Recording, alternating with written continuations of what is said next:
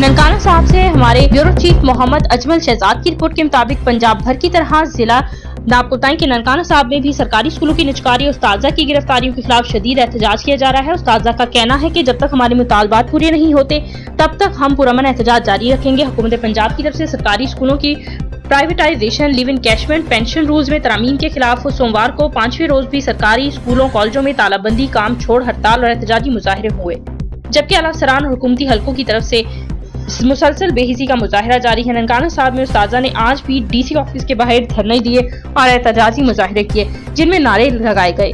हुकूमत बन गई तालीम की दुश्मन, अवाम की दुश्मन सरकार। मुलाजमीन ने अगीगा के प्लेटफॉर्म से डीसी कॉम्प्लेक्स ननकाना साहब तक गोल चक्कर ननकाना साहब बहुत बड़ी रैली निकाली। रैली में सैकड़ों मुलाजमीन, मर्द, खवातीन ने हिस्सा लिया। उस्ताजा का कहना था गरीब अवाम के साथ धोखा किया जा रहा है। सरकारी तालीमी इदारों की निचकारी से गरीबों के बच्चों पर तालीम के दरवाजे बंद हो रहे हैं।